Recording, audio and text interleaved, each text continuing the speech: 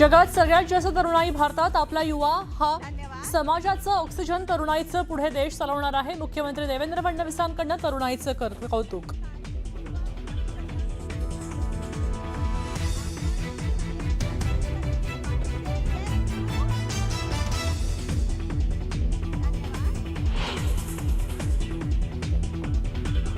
वसंत डावखरे प्रकरणी उद्धव ठाकरेंना कल्याण कोर्टाचे समन्स. 5 ऑगस्टला कल्याण कोर्टात हजर राहण्याचे आदेश.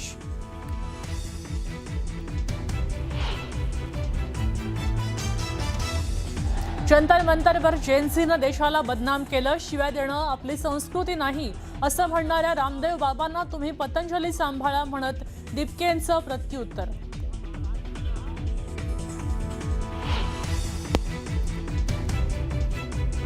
शिवसेना पक्ष नाव आणि धनुष्यबाण चिन्ह प्रकरणी आज सर्वोच्च न्यायालयात सुनावणी. सुनावणीमध्ये काय निर्णय देणार याकडे सगळ्यांचं लक्ष.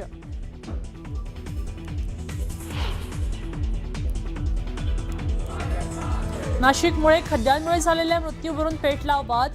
शिवसेना उबाठासह मृत व्यक्तीच्या कुटुंबियांचं महापौरांच्या दालनात आंदोलन.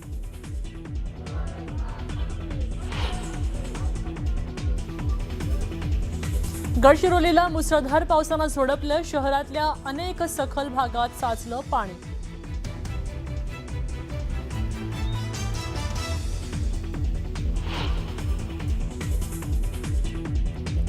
आसाममध्ये गेल्या 50 वर्षात सगळ्यात मोठा पूर आल्यानं जनजीवन विस्कळीत. हजारो संसार उघड्यांवर. आतापर्यंत 78 जणांचा मृत्यू झाल्याची माहिती.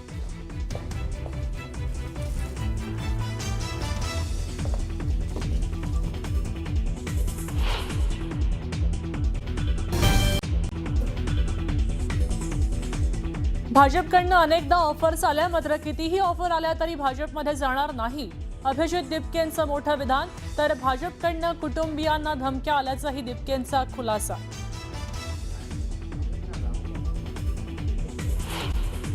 ठाकरे गटाचे नगरसेवक 1 तासांपासून महापौर यांच्या दालनामध्ये बसून आहेत. तर दुसरीकडे मृत नातेवाईकांच्या कुटुंबियांनी आता शहर अभियंत्यांच्या दालनाबाहेर ठिय्या मांडलेला आहे. नाशिकमधली आपण बातमी पाहतोय. 1 तास उलटून गेला तरी सुद्धा महापौर आणि आयुक्त दालनामध्ये पोहोचलेले नाहीत. महापौर हिमगौरी आडके शहरात पाहणी दौरा करतायत अशी माहिती मिळतीये. आणि जोपर्यंत महापौर येणार नाही तोपर्यंत आम्ही महापौरांच्या दालनातच बसून राहणार असं ठाकरेंकडनं कळतंय. ठाकरे गटानं हा पवित्रा घेतलाय. आपल्यासोबत लक्ष्मण घाटोळ जोडले गेलेत. लक्ष्मण, आपण पाहतोय की आयुक्त आणि महापौर सुद्धा या ठिकाणी उपस्थित नाहीत, दौऱ्याला गेलेले आहेत. नेमका दौरा कसला करतायत? रस्त्यांवर खड्डे अजूनही आहेत. मुरुगा नाशिक महानगरपालिकेच्या गलथान कारभाराचा हा मृत्यू आहे आणि त्यामुळे नाशिककरांमध्ये प्रचंड नाराजी, प्रचंड रोष आहे. त्यामुळे ठाकरेंच्या शिवसेनेनं देखील आता आक्रमक पवित्रा घेतलेला आहे. ठाकरेंच्या शिवसेनेचे गटनेते असतील आणि इतर नगरसेवक असतील यांनी थेट नाशिक महानगरपालिकेच्या महापौरांच्या दालनात हे ठिय्या आंदोलन जे आहे ते सुरू केलेलं आहे. तर दुसरीकडे याच नाशिक महानगरपालिकेच्या मुख्यालयातील राजीव गांधी भवन येथील बांधकाम विभागाच्या कार्यालयाबाहेर मयत जे कुटुंबीय मयत जो विषम आहे त्यांच्या कुटुंबियांनी त्या ठिकाणी ठिय्या आंदोलन मांडलेलं आहे. आणि कुठल्याही परिस्थितीमध्ये जोपर्यंत संबंधित ठेकेदारावर कारवाई होणार नाही, अधिकाऱ्यांवर कारवाई होणार नाही, तोपर्यंत ते त्या ठिकाणी हलणार नाही अशा प्रकारचा पवित्रा या सगळ्यांनी घेतलेला आहे. आणि त्यामुळे तणावपूर्ण वातावरण नाशिक महानगरपालिकेच्या मुख्यालयामध्ये पाहायला मिळतंय. शिवसेना ठाकरे गटाकडनं जोरदार आंदोलन त्या ठिकाणी केलं जात आहे. जोपर्यंत महापौर आयुक्त महापालिकेत येत नाही, उत्तर देत नाही, तोपर्यंत आम्ही इथून हटणार नाही अशी भूमिका घेतली आहे. मात्र जी माहिती मिळते त्यानुसार महापौर हे दौऱ्यावरती आहे, आयुक्त दौऱ्यावरती आहे. प्रश्न हाच उपस्थित केला जातोय की नाशिककरांचे जीव जात आहे, सामान्य नाशिककरांना खड्ड्यात पडून मरावं लागतंय. आणि असं असताना केवळ दौऱ्याचे फार्स नेमके काय आखले जात आहे किंवा दौरेचं नाव सांगून या ठिकाणी तोंड लपवण्याचा प्रकार आयुक्त आणि महापौरांकडनं केला जातोय का असा प्रश्न या सगळ्याच्या निमित्ताने उपस्थित केला जातोय. नाशिक मधल्या नाशिककरांना, सामान्य नाशिककरांना घरातून बाहेर पडताना भीती वाटते. याचं कारण शहरात पडलेले खड्डे. अशा स्वरूपाची परिस्थिती जर शहरात निर्माण होत असेल तर निश्चितपणे हे फेल्युअर आहे नाशिक महानगरपालिका प्रशासनाचं आणि सत्ताधाऱ्यांचं. त्यामुळे निश्चित त्यांनी देखील याबाबत समोर येऊन उत्तरं देणं आणि नागरिकांच्या प्रश्नांची उत्तरं देणं अपेक्षित आहे. मात्र तसं न करता ते त्या ठिकाणून पळ काढताय आणि उत्तरं द्यायला समोर येत नाही आणि त्यामुळेच आता हा रोष जो आहे तो अधिक वाढताना आपल्याला पाहायला मिळतोय. ठाकरेंच्या शिवसेनेचे पदाधिकारी आता मागे हटायला तयार नाही. त्यांनी दालनाचा ताबा घेतलेला आहे. दालनातून आपण मागे हटणार नाही, महापौर येत नाही तोपर्यंत आपण मागे हटणार नाही, अशा पद्धतीचा पवित्रा त्यांनी घेतलाय. नक्कीच. धन्यवाद सविस्तर माहितीसाठी. आपण पाहतोय इथं मोठ्या संख्येनं कुटुंबीय दाखल झालेले आहेत. महापौरांची भेट घेतल्याशिवाय आपण इथून उठणार नाही अशी भूमिका त्यांनी ठाकरे गटाच्या वतीने घेतलेली आहे. आता बातमी आपण पाहतोय अन्न आणि औषध प्रशासनाचे आयुक्त तुकाराम मुंढे यांच्या धडक कारवाया सध्या चांगल्याच चर्चेत आहेत. मात्र आता मुंढे यांच्यावर कर्मचारी आणि अधिकाऱ्यांनी नाराजी दाखवली आहे आणि त्यांच्या विरुद्ध तक्रारीचं पत्र पाठवलं गेलंय. प्रत्येक कर्मचाऱ्यांना 8 तासांच्या वर काम करावं लागतंय. आमचा काम करायचा वेळ फक्त 8 तास एवढाच आहे. त्यामुळे आम्ही मंत्र्यांना एक निवेदन दिलंय. जास्त काम केल्यामुळे तब्येत खराब होत आहे, मानसिक तणाव वाढतोय अशी तक्रार आता कर्मचाऱ्यांनी केली आहे. दरम्यान काम करण्याला आमचा नकार नाही, मात्र मनुष्यबळ वाढवलं तर कामाचं आउटपुट जास्त मिळेल आणि कमी मनुष्यबळावर जास्त आउटपुट बाहेर निघणं शक्य नाही अशी ही तक्रार आणि विनवणी सुद्धा त्यांनी आता केली आहे.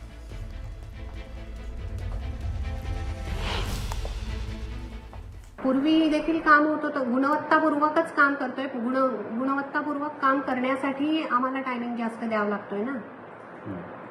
सॅम्पल वाढले, काम काही कमी झालेलं नाही, काम सुद्धा वाढलेलं आहे. अशा स्थितीत काय करायला हवं सरकारनं असं वाटतं शासनानं? मनुष्यबळ, जे मनुष्यबळ कमी आहे ते वाढवलं तरच काम होतील ना. काम करण्याला नकार नाहीये, पण मनुष्यबळ वाढवलं तर मग संख्या आउटपुट जास्त बाहेर पडेल ना. कमी मनुष्यबळावर जास्त आउटपुट बाहेर निघू शकत नाही. ते 1 महिना 2 महिना ठीक आहे, त्याच्यानंतर तुमची बॉडी पण साथ नाही देत ना.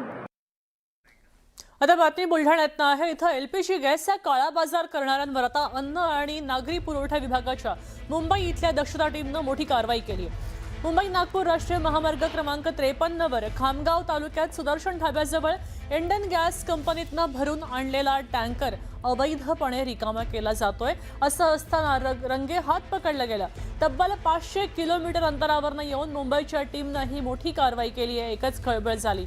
2 भले मोठे गॅस टँकर, 11 गॅस सिलेंडर आणि गॅस ट्रान्सफर करण्यासाठी लागणारं साहित्य असा तब्बल 87 लाखांचा मुद्देमाल जप्तही केला गेलाय.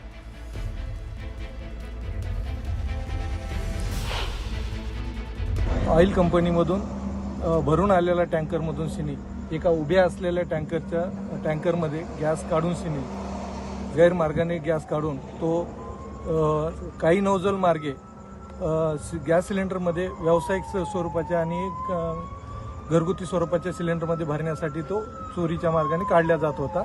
त्याच वेळेस आम्ही इथे धाड टाकून एका आरोपीसह मुद्देमाल पकडलेला आहे. इथे अन्न नागरी पुरवठा विभागाच्या राज्य दक्षता पथकाने रेड केली आहे. तर त्यांना टँकरमधून डेड टँकरमध्ये गॅस अवैधरित्या ट्रान्सफर करताना आणि तो गॅस सिलेंडरमध्ये भरताना आढळून आले आहे. त्या अनुषंगाने मला सूचना प्राप्त होताच मी घटनास्थळी दाखल झालो आहे आणि त्यांनी 87 लाखाचा अंदाजे माल जप्त केलेला आहे व एका आरोपीला ताब्यात घेऊन पोलिसांच्या हवाले दिलेला आहे. पुढील कारवाई ग्रामीण पोलीस आणि जिल्हा पुरवठा अधिकारी कार्यालय करीत आहे. याच्यामधून एक गॅस कॅप्सूलमधून जे टँकर तुमच्या पाठीमागे दिसतोय त्या टँकरमधून छोट्या टँकरमध्ये ते टाकत होते आणि त्याच्यामधून सिलेंडरमध्ये भरून अवैधरित्या ते ब्लॅक मार्केटिंगमध्ये काळ्या बाजारामध्ये विकत होते. काही आरोपी पसार झाले. हा, इथं साधारणतः काही आरोपी पसार झालेले आहेत. त्यांची माहिती आम्ही पोलिसांना देत आहे. काय काय मुद्देमाल ताब्यात घेतलाय आपण? साधारणतः याच्यामध्ये टँकर, काही सिलेंडर्स, 11 सिलेंडर आणि इथं शेजारी जो डेड टँकर आहे तो ह्या सर्व इथं असणारा मुद्देमाल आम्ही ताब्यात घेतलेला आहे.